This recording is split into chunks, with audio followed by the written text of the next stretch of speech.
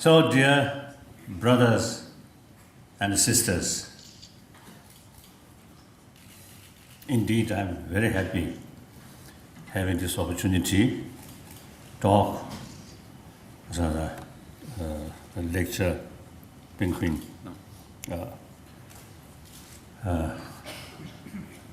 So you organized this opportunity. Thank you very much.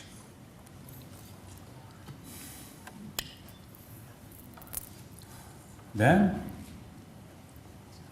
when I give talk with people, I always have the feeling we are same human being. Mentally, emotionally, physically, we are same. Then more important, everyone want happy life. I think nobody in early morning, as soon as you wake up, wish more trouble in that day. I think nobody feel that. So nobody want trouble. However, many trouble is essentially our own creation. Why? Here, big contradiction. Nobody wants problem. But many problems are our own creation. Why? I think two things. Lack of knowing the reality. And that also is due to lack of holistic view. And from Buddhist viewpoint, and also it is due to too much grasping things as appears, we just believe is something absolute. That's one thing. Another thing, too much self-centered attitude. These two things, lack of knowledge, the reality, and then too much self-centered attitude. These two things are, I think, creates unnecessary problem. So these problems, we can't blame this problem happened because of that. Ultimately, we have to realize the ultimate factor of these problems is within ourselves. So now how to remove that? Not through prayer, not through money, not through power, but through understanding, awareness. We may say wisdom. Right? So now, happiness, everybody, including animals, want less disturbances, less problem. So we human beings too, of course.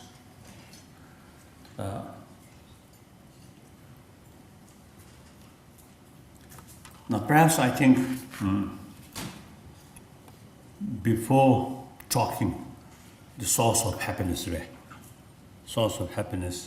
I think it is maybe useful to know something about the system of our mind. Because pleasure, happiness, also part of our mind. And sadness, painful experience, these also part of our mind.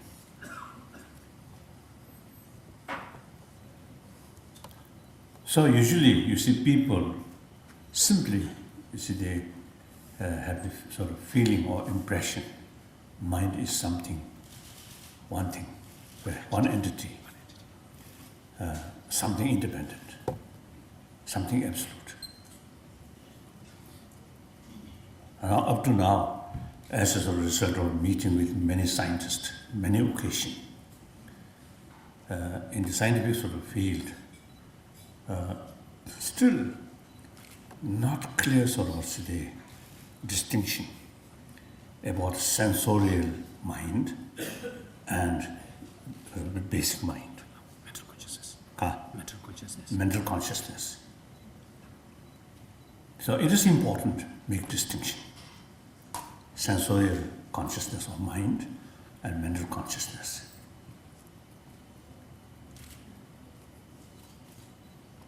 Now usually you see people,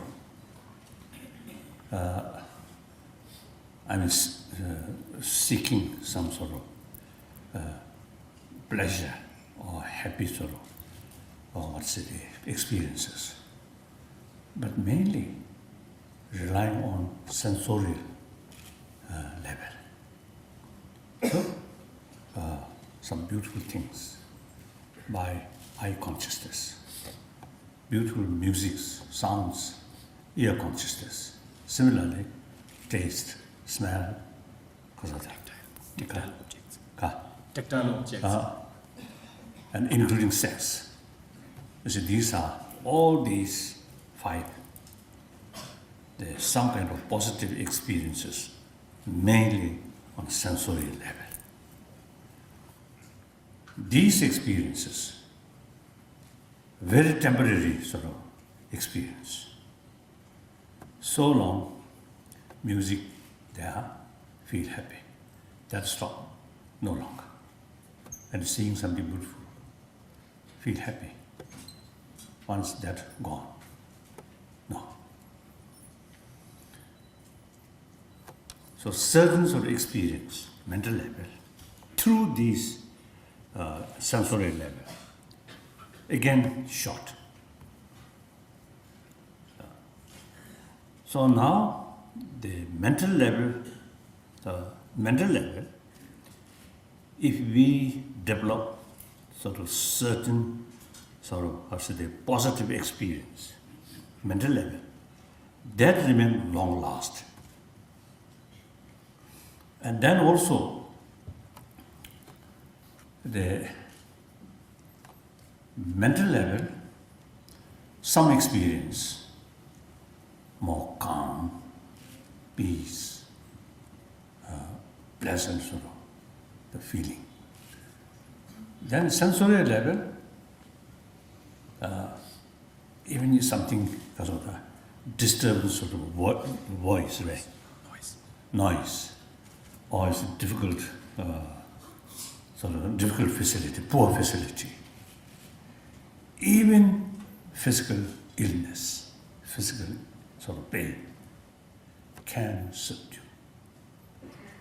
with a more mental level calmness.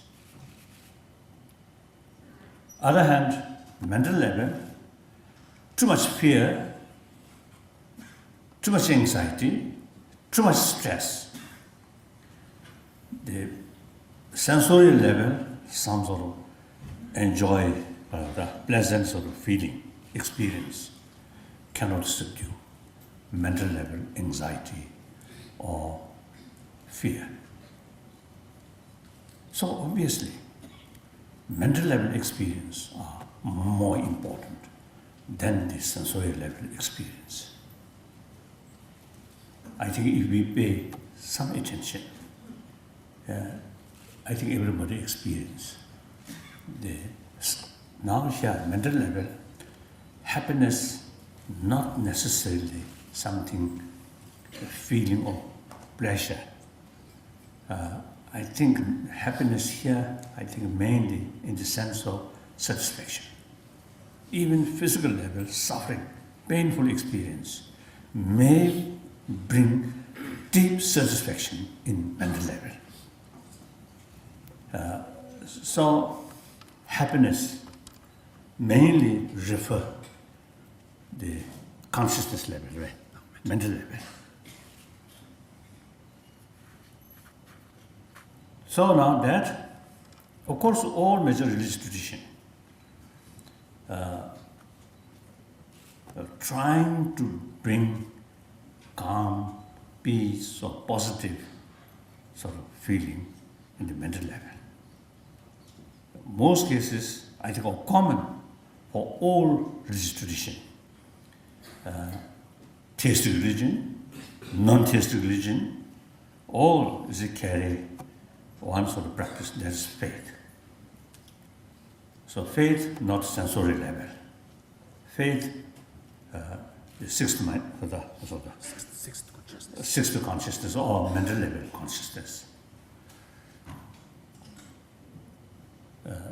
Of course, the sensorial sort of consciousness helping listening, some music, some praying, like that, or seeing image of Buddha, image of God, image of Jesus Christ, like that, or image of Shivaji, like that.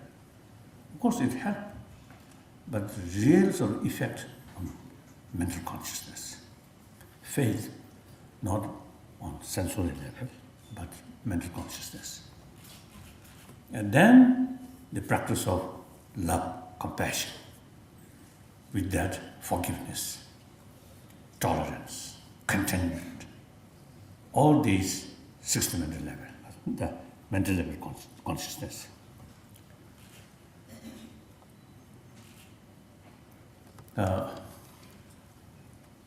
Then non-theistic religious tradition, such as one part of Sangha, very, very old Indian tradition. I think almost 3,000 years, more than 3,000 years. Then at the time of Buddha, Jainism, Buddhism, these two new non-theistic religion developed. So these non-theistic religious tradition, they have no idea of creator, but believe a law of causality. Effect, cause, effect, cause and effect. So now everybody knows in this country law of karma. Karma means action. So any action, whether physical action, verbal action, mental action, see, out of positive emotion, sincere motivation, like compassion or forgiveness, or these positive emotion, with that positive emotion, and then certain sort of action comes. That's the karma. So similarly, that's positive karma or good karma, because motivation is something good, sense of concern of others' well-being, which is benefit to others and benefit to oneself. Therefore, consider positive. There's no absolute positive and negative. Positive, negative, due to certain factor. So, like that. So then, likewise, anger, hatred, suspicion. Of suspicion, there may be two kinds, positive, negative. But in any way, some negative sort of motivation. Negative means ultimately bring some uncomfortable to oneself or others. So any such sort of motivation and lead physical action, verbal action, mental action, these are negative karma. So experiences, pleasure, pain, these due to this action. That's the law of causality. So both different approach, but the aim is same. Strengthening love, compassion, forgiveness, these things. One theistic religion use concept of God, creator. Non-theistic use concept of law of causality.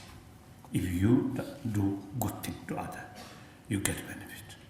If you do harmful to other, you get negative result, consequences like that. So now, without relating with religious faith,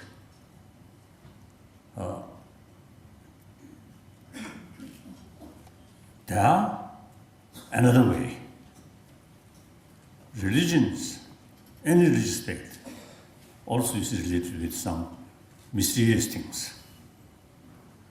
But without touching any mysterious thing, on the basis of obvious things, we can show or we can educate people. Warm-heartedness or affectionate heart or compassionate heart is the source of happiness. Firstly, biologically, all those social animals, including some animals or birds, there are some kind of a sense of responsibility to for a group. The reality, individual's survival, individual sort of happiness depend or defense individual sort of well-being depend on rest of the group. So because of that reality, a sense of some kind of community, a sense of Unity. Sense of unity. Sense of sort of concern the rest of the group. So we belongs to that.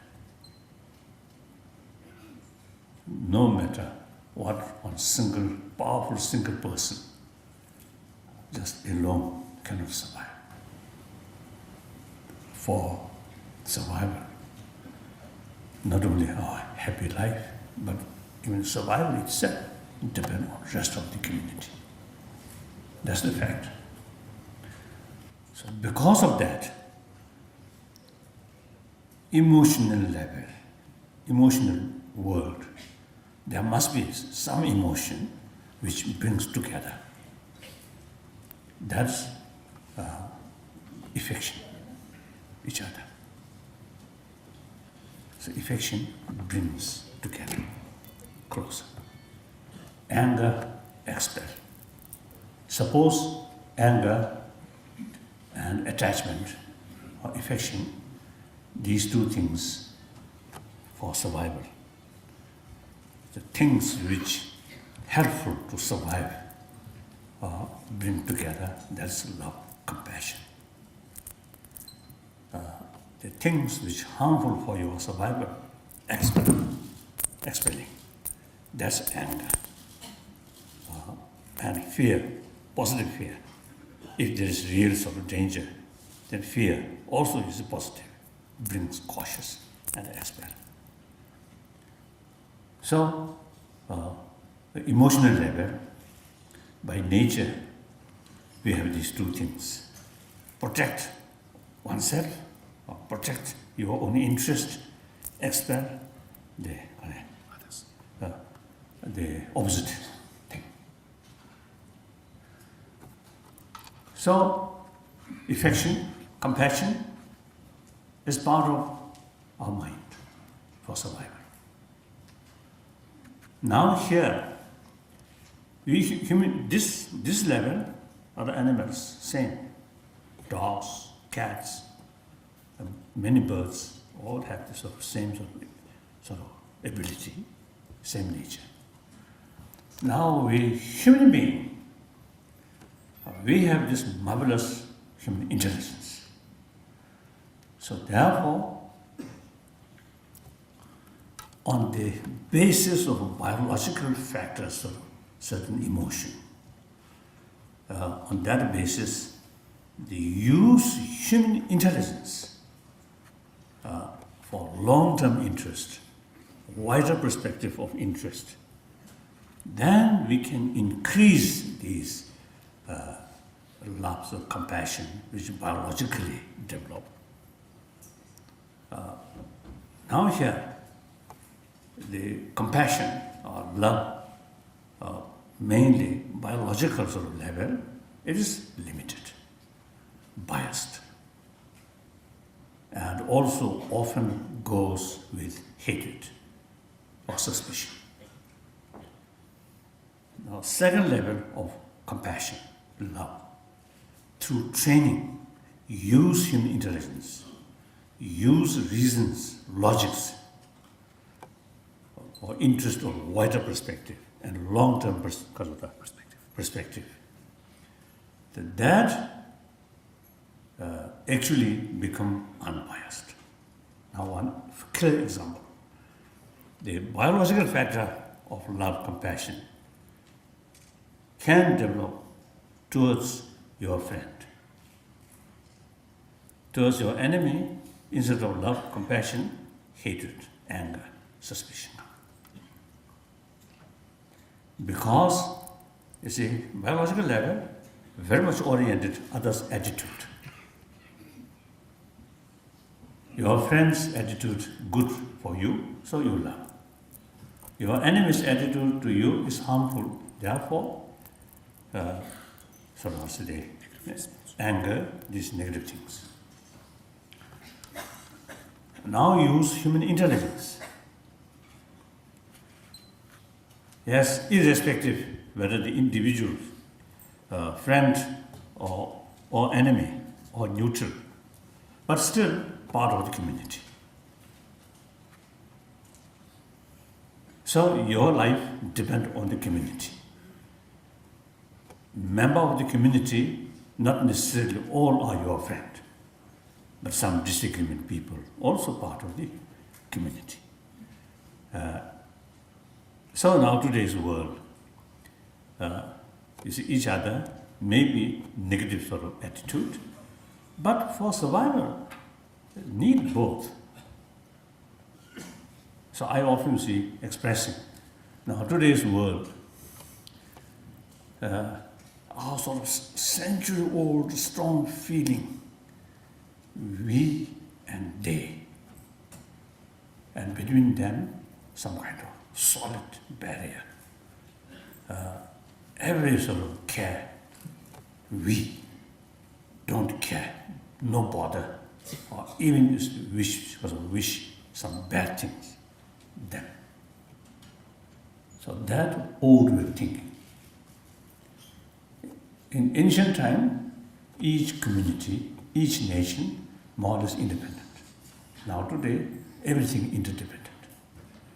According to that reality, now strong sort of concept of we and they is outdated. We must consider rest of the humanity, rest of the world as part of we. Because our interests depend on them.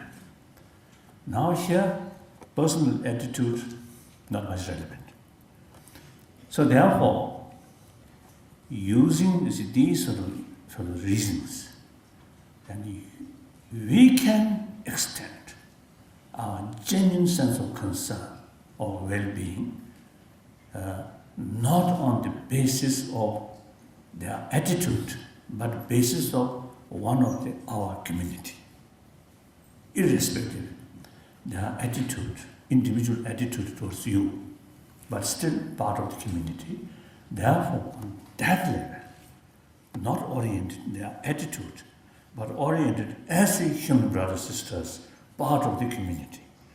We can extend our love, compassion towards them on that level. That animal cannot do.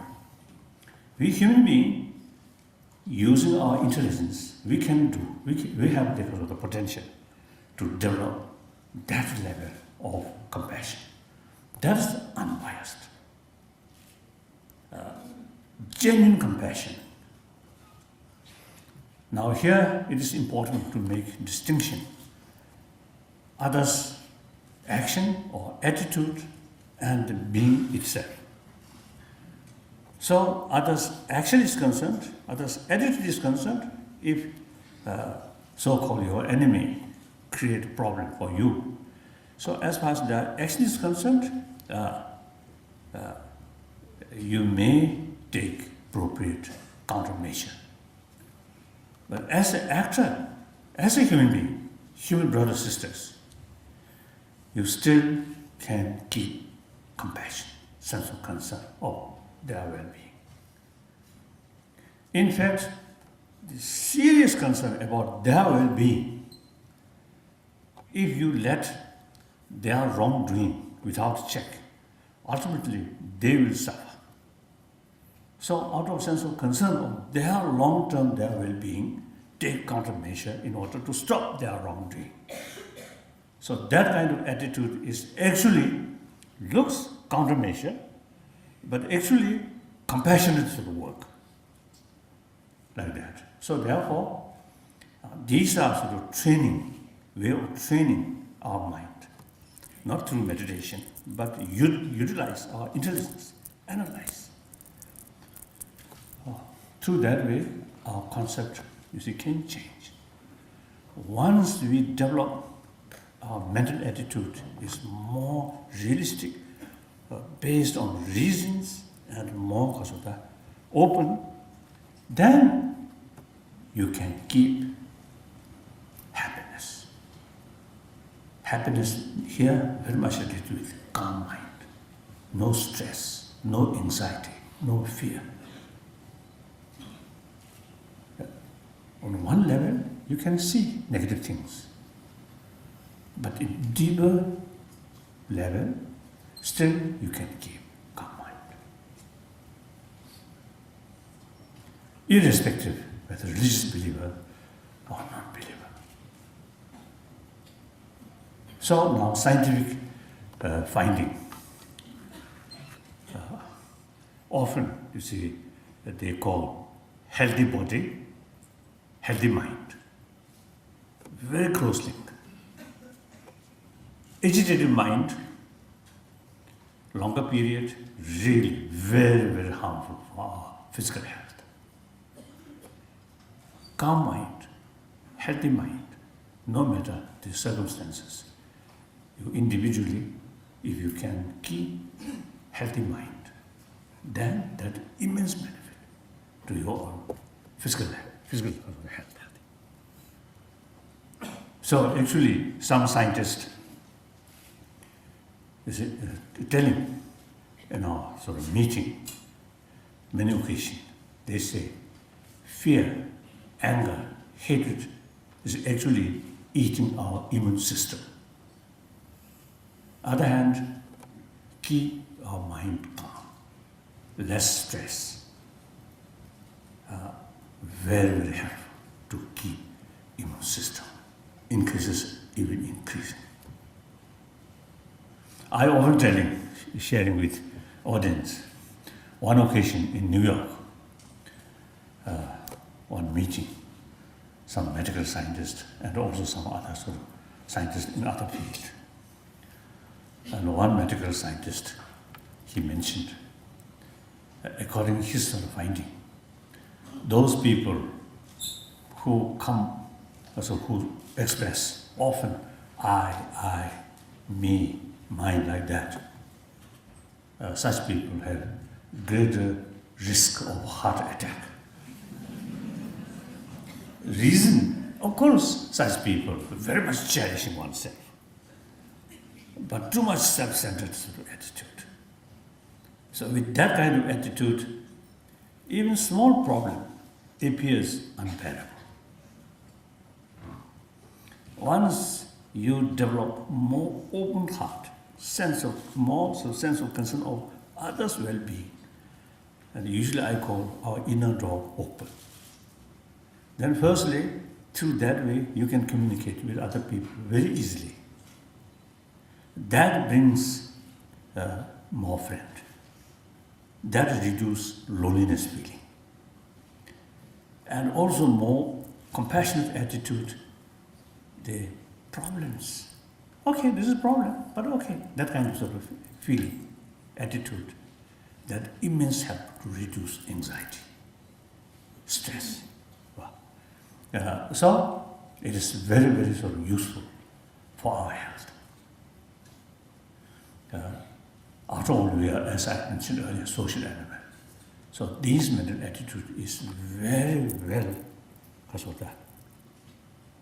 go very well with our the reality as a social animal.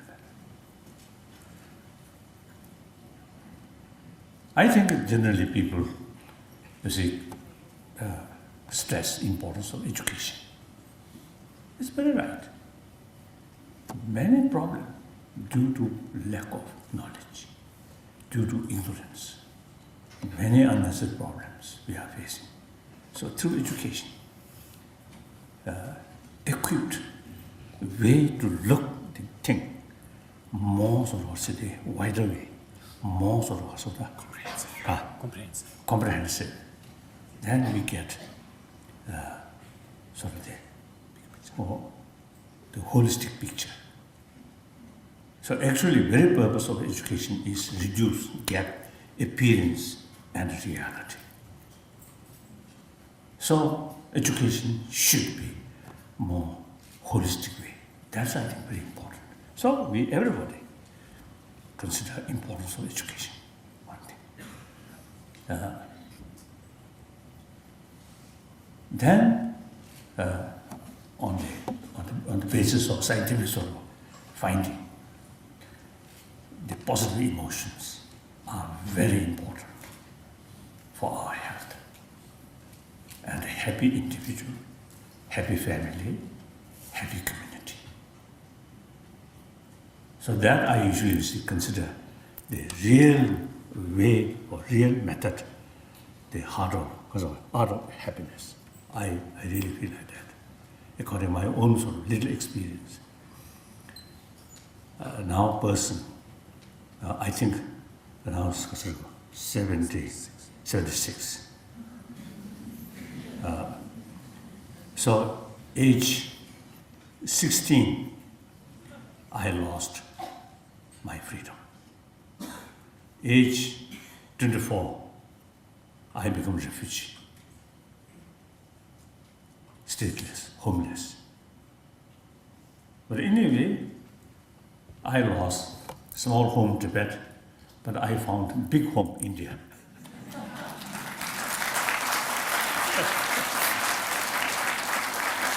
So in any way, whole my life go through turbulent sort of period. But I think comparatively, my mind quite peaceful.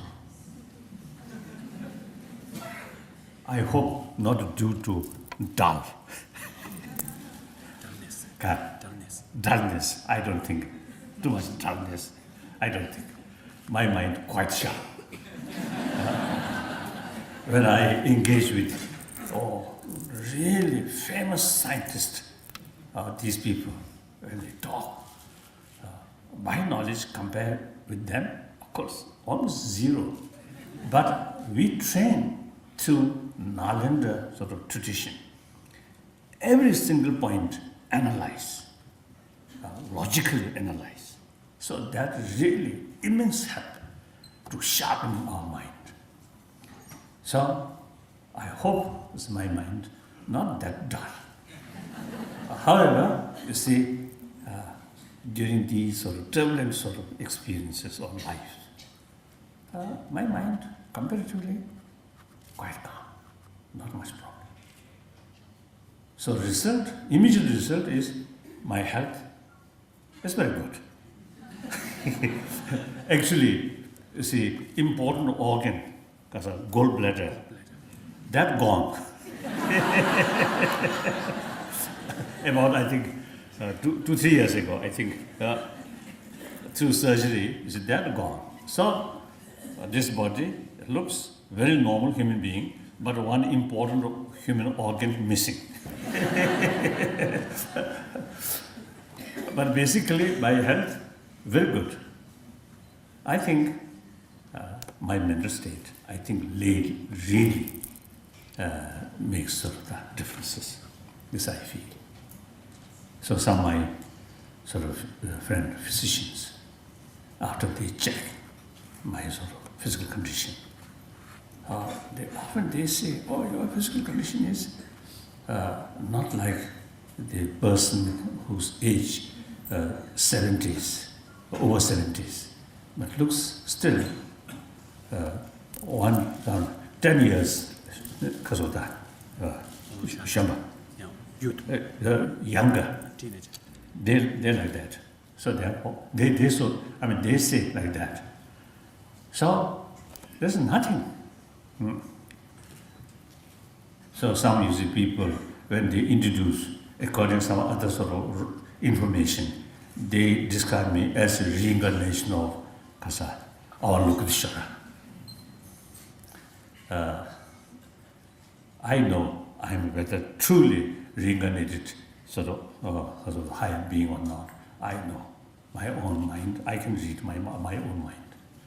No, but I think a human being who utilizes human intelligence properly, so result mentally happy, physically healthy. Isn't it? So that's everybody have the same sort of potential. Only question is whether pay sufficient attention or not, or sufficient awareness or not. That's the point. Otherwise, we all have the same sort of potential. So that's about my talk, or art of happiness. Clear? So I think here, ancient Indian sort of treasures, I usually call treasure, detailed knowledge about human emotions, about human mind. So naturally, irrespective of Buddhism or Jainism or different Hinduisms, all they have common practice of shamatha, practice of vipassana. Both the shamatha and vipassana is sort of certain sort of mental training. So since these traditions involve practice of shamatha and vipassana, naturally, a lot of explanation about mind, something like map of emotion, map of mind. I think that we really need more study, more education in that field. Should not consider as a part of religious practice, simply as an academic subject. In Western psychology, very, very limited. Very limited information. So as I mentioned before, mind, when people say mind, is something solid, something just single entity. No. The world of mind, so vast. And then it is very important to know the system, different minds, how it develop, how it work. That's important. Even usually taking care, medical care about the physical, we should know the physical sort of system, how it works. So something, symptoms come here, there must be causes, and cause level vast. So similarly, mental level, also we should know the system, whole system of the mind, mental world, as an academic subject, not a religious subject. Whether that knowledge used for next life, or heaven, or even hell, then it relates with religion. But simply, well-being of this world, well-being of this life, there's nothing to do with religion. We can separate these sort of information used for religious way or secular way. We can use. So I think in India, I often see sort of teasing my Indian friend. You see, they sort of every day they worship one of their god or goddesses, or some flower, some incense, and they recite some sentences of Sanskrit shloka, Sanskrit verses, but without knowing the meaning. Not much use.